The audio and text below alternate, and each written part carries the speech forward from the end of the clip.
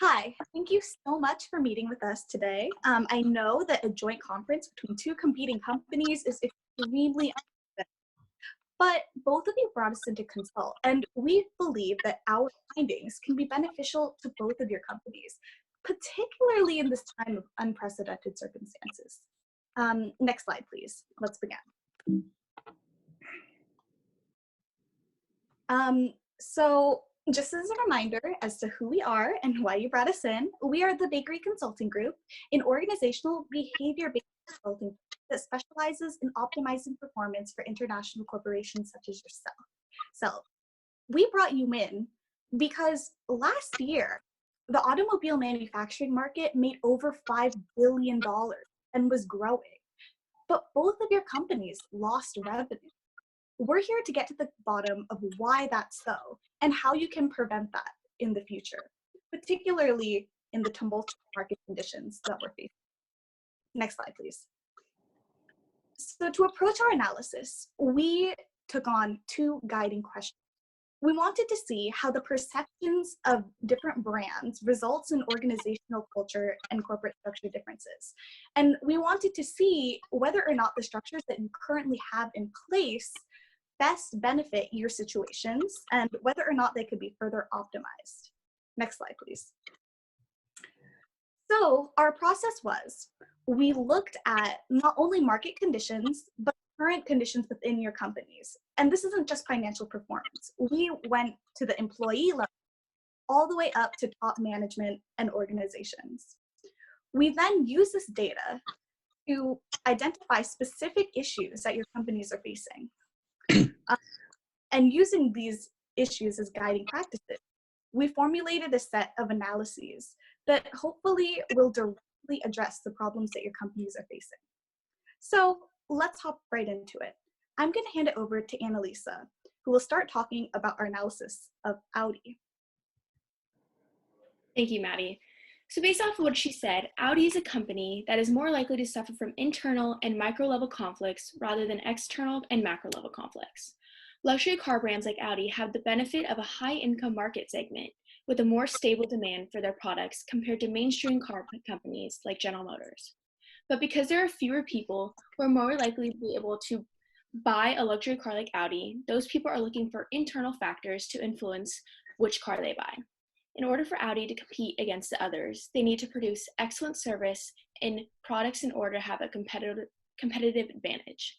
Here are some of the issues we have found that could hinder Audi's ability to compete in this market. One of the main issues that we found was a poor organizational culture. After researching what people who worked for Audi had to say on platforms like Indeed and Glassdoor, many people said that there were no clear advancements for them in the workplace. Many people are striving to receive extrinsic rewards in their work, but Audi was not providing raises or promotions. This can lead to low motivation in employees to perform and provide the best possible experience for their customers. This takes us back to the point where, in order for Audi to compete in this market, they need to provide excellent service. Another issue we found was a lack of diversity at the company. According to Audi AG reports, they only had one woman and no people of color on their board last year. Having diverse and aspirational leadership plays a critical role in influencing culture. According to Coetzee, studies have found that when there was a more diverse executive board, members were seen as more emotionally competent and empathetic towards their employees. Last, we found that even though Audi is a pretty well-known luxury car brand, they lacked the brand image to compete with other brands, according to Brand Finance. From 2019, they dropped 13.6% in brand value change, being passed by Nissan and Ford, which are mainstream car brands. Other luxury brands that Audi competes with were ranked in the top 5, while Audi was ranked number 9.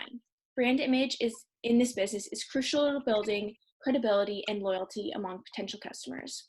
Now I'm going to send it over to RJ to talk about GM's analysis. Thank you, Annalisa. The sale of mainstream cars is heavily dependent on market conditions and current events. Car production is incredibly volatile. It is affected by unpredictable events, random instability, new regulations, tax reforms, policy change, natural disasters, and much more. Because GM is a large multinational company with mass production manufacturing operations in 15 countries and with 11,000 car dealerships worldwide, it is much more available to be affected by any form of instability. External factors such as delays, loss of material, supply chain inefficiency, and natural disasters generally have drastic effects on production, supply chains, and overall sales, but they are especially pronounced for a company like GM. Since GM focuses on making more affordable cars to appeal to the mass market, even the slightest sales price increases pose a massive possibility for a drastic decline in consumer demand, an issue exacerbated by the fact that external instability tends to accompany general economic downturn. For instance, GM raised prices 2% from the years 2018 to 2019, and as a result saw nearly a 7% decrease in total revenue in 2019. As a result, our three main points for improvement for General Motors is one, poor structural empowerment. For such a large multinational company, regional leaders should have more autonomy in terms of creating the best solutions for their individual markets. Two, there's a current inability for General Motors to adapt to global market unpredictabilities, such as the year 2019 showed, with events including the US-China trade war, instability surrounding the repeal of NAFTA and the implementation of the US-Mexico-Canada agreement, and much more. And finally, GM is currently not taking full advantage of global climate change initiative opportunities. I'm now going to hand it on over to Johnny for presenting solutions for Audi. All right, so we have a couple recommendations for Audi. Our first recommendation is goal setting, value attainment, effective performance management, and McClellan's theory of needs. Audi must better provide its employees with information regarding both personal and professional advancement within the company. Employees in the workplace seek achievement, affiliation, and power, but the current lack of performance definition and performance evaluation leaves employees with an inability to create personal, professional goals, and it hinders the company's ability to achieve its overall goals because the employees are unaware of what it needs to be accomplished and how they can do it. Our second recommendation involves mentoring, coaching, and socialization programs. Audi should implement programs to ensure that employees are knowledgeable, trained, and informed to ensure the highest level of customer service. Employees will begin to feel a better sense of organizational commitment, perceived company support, and overall improved job satisfaction if they know that they are able to do their job well and their performance goals are laid out for them. Customers of Audi are looking for a great customer service experience, which will increase if employees are given mentoring programs. So then our third recommendation revolves around diversity. Audi should implement a diversity initiative at all levels of corporate hiring. This could solve the observed desire for more female representation in Audi's corporate hierarchy, and a company-wide workforce diversity initiative could create a positive organizational culture in which employees feel more engaged. It could alleviate any current internal tension regarding diversity, preventing future diversity issues, and the company could see overall greater financial success as a result of an increase in viewpoint diversity. So our fourth and final recommendation for Audi is adhocracy. Audi could implement an adhocracy corporate structure within its research and development division, which is a highly flexible, adaptable, and informal work setting that could potentially create an optimal environment for both creativity and innovation.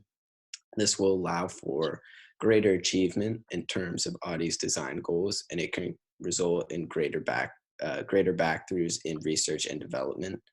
Audi can become the luxury market leader in electrification, net zero carbon neutrality, and new technology creation.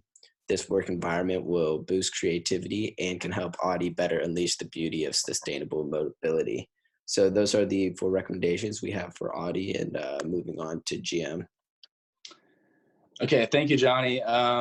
So we have 3 recommendations for General Motors. Our first is going to be about increasing regional structural empowerment. And before I begin to dive into that, I'd like to just define structural empowerment.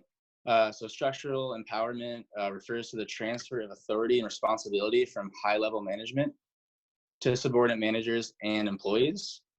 And now to dive in a bit, like RJ said, General Motors has mass production manufacturing operations in 15 different countries and over 11,000 car dealerships worldwide, which makes their viability in foreign markets essential to their success in business. So, in order to increase revenues domestically and abroad, General Motors needs to shift their structural empowerment to cater more towards the region that they are targeting by allowing for regional leaders to have greater autonomy in establishing specific organizational structures and cultures. So not only will this increase revenue in foreign markets, it will also increase General Motors' ability to adapt and create solutions to unpredictable external global factors at a significantly faster rate, which in turn would minimize the additional costs that external factors add. Now moving on to our second recommendation, becoming a world leader in climate change initiatives. So General Motors has and is still working to increase the eco-efficiency in its car designs, but we think that they should begin to hone their focus on becoming a world leader in contributing to global climate change initiatives. We recommend this because General Motors production is greatly affected by natural disasters. So something like an earthquake, fire, flood, or storm can halt production and dramatically decrease the revenue generated from any of the regions in which they do business. Additionally, as climate change worsens, weather becomes more extreme and the rate at which natural disasters occur increases as well.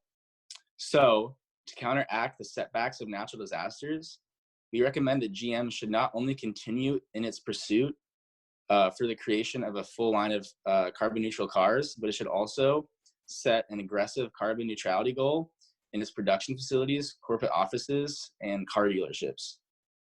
Now moving on to our last recommendation, invest in production and maximize efficiency. So with unpredictable events such as cyber attacks, factory fires and explosions, strikes, and natural disasters, General Motors should invest in better automating, digitizing, and streamlining for all of its production and supply chains. This will allow for a quicker adaptation to unpredictable issues in such a volatile market and make General Motors more resilient than their competition. And now I would like to hand it over for RJ for a conclusive summary of our presentation. Our study found that brand perception does play a role in forming corporate cultures and practices, but the effect of the relationship on performance is ultimately marginal. External drivers such as industry trends and global events are more influential on company practices, particularly when market demand is volatile. In cases like Audi's, where the demand is more stable, it is more important to capitalize on the brand perception and culture relationships to motivate employees and ensure the best possible quality of product and service to thus remain competitive. Our recommendations take each company's individual circumstances into account and set them up for long-term success. We set GM up to be more responsive to external market forces and suggested practices that would create a culture at Audi that enacts the values of innovation and inclusivity it has committed itself to implement at the employee level. We feel strongly and confident about the recommendations that we have offered to both of these companies.